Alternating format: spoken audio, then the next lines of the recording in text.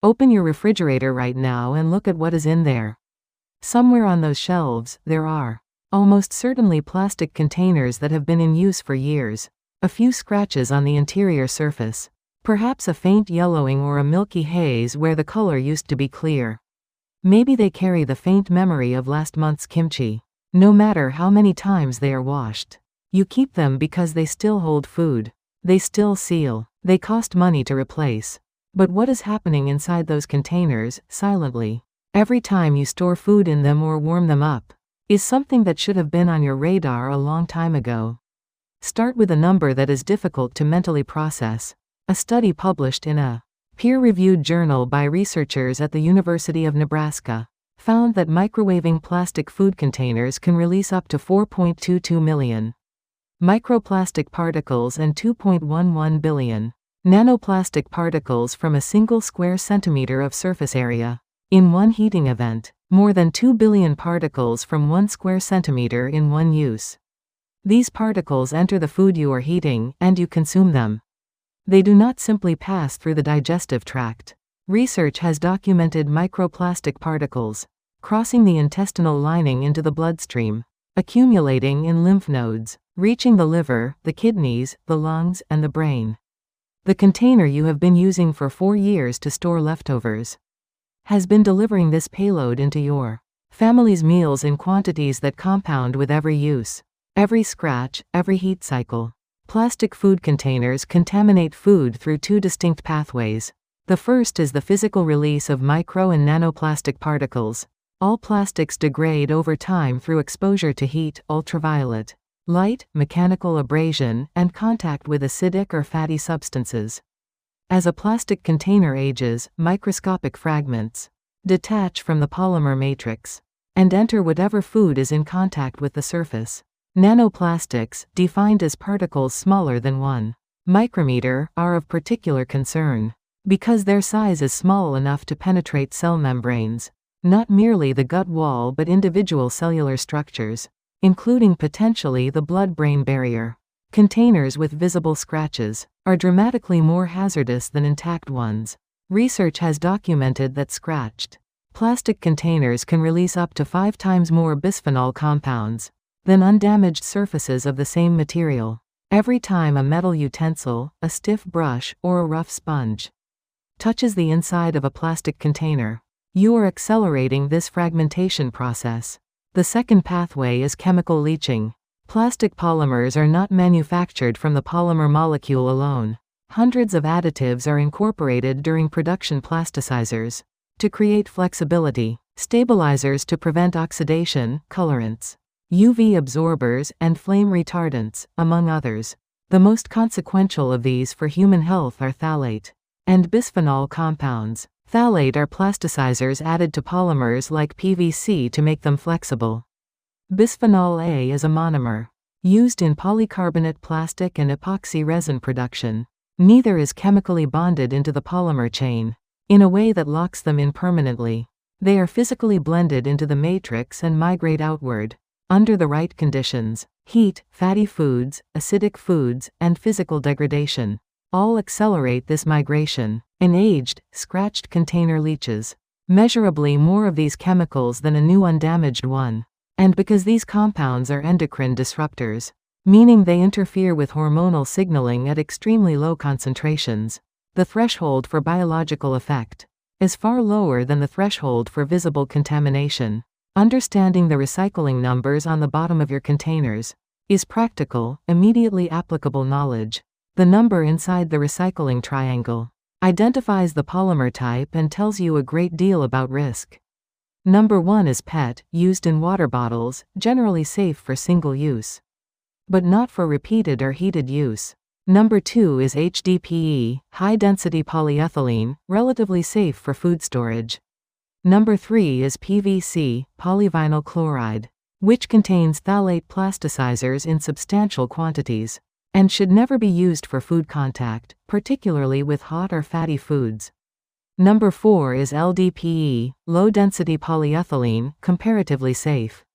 Number 5 is PP, polypropylene, currently the safest plastic for food containers, and the material used in microwave-safe labeled containers. though microwave safe means the container does not melt, not that it releases nothing. Number 6 is polystyrene, used in disposable foam cups, and some rigid clear containers, which releases styrene compounds when heated. Number 7 covers all other plastics including polycarbonate, which contains BPA, making it the highest risk category for food contact. The practical rule is this: discard anything labeled 3, 6, or 7 immediately. For the remaining numbers, age and physical condition determine continued usability. The health evidence connecting this chemical exposure to measurable biological harm has grown substantially in recent years. A 2024 study examining carotid artery plaque in patients with cardiovascular disease found microplastic and nanoplastic particles within the plaque tissue. Patients whose plaque contained these particles faced significantly elevated risk of heart attack, stroke, and death compared to patients whose plaque did not contain detectable plastic. Research published in 2024 on reproductive health found that microplastic exposure affects uterine conditions during fetal development and is associated with impaired sperm function in men and reduced ovarian function in women. Phthalates specifically are linked to suppressed testosterone levels and sperm DNA damage. A 2025 analysis from a major research university synthesized evidence connecting microplastic accumulation in human tissues to cancer risk, cardiovascular events, reproductive dysfunction, and immune dysregulation. The neurological dimension is receiving increasing research attention. Nanoplastics are small enough to cross the blood-brain barrier, and their accumulation in brain tissue is hypothesized to contribute to neuroinflammation and cognitive decline in ongoing research programs. Here is the most practically important finding for motivating change. A randomized controlled trial published in a leading international medical journal in April 2026 measured urinary levels of phthalate and bisphenols in participants who followed a low plastic diet and lifestyle for 7 days. After just 1 week, urinary phthalate concentrations fell by approximately 30 to 50%, and bisphenol levels decreased by up to 60%. A separate Australian clinical study found that participants practicing low plastic dietary habits showed decreases of more than 44% for phthalate and more than 50% for bisphenol compounds. 7 days of reduced plastic food contact produces a measurable, clinically significant reduction in the body burden of these chemicals. You do not need months of effort to see the effect. You need 1 week of consistent change. 3 specific recipes for replacing plastic-dependent kitchen habits will make this concrete. The first is the microwave transition protocol. Every time you would previously have placed a plastic container directly in the microwave, transfer the food first to a glass or ceramic vessel. Keep one microwave-safe glass dish with a fitting lid on the counter, so the friction of the transfer is minimal. This single substitution eliminates the highest exposure scenario, which is heated plastic in direct contact with food, from your daily routine entirely. The second is the hot food storage rule. Allow all freshly cooked food, particularly soups, stews, and any dish with a high fat content, to cool to below approximately 40 degrees Celsius before transferring to any storage container. Heat and lipids are the 2 strongest drivers of chemical migration from plastic into food, removing heat from the equation before food contacts. The container removes the primary accelerant. The third is the priority child first replacement. Children have a higher food intake relative to body weight than adults, and their developing endocrine and neurological systems are substantially more sensitive to endocrine-disrupting chemicals at equivalent dose levels. Replacing the containers and dishes used specifically for children's food, storage and serving alike, with glass or food grade stainless steel is the highest impact single investment in this transition. The safety framing that belongs with this information is as follows. Everything presented here reflects current scientific evidence, and much of the long-term health research on microplastics in humans is still ongoing. Using plastic containers in the past does not mean harm has already been done in a way that cannot be addressed.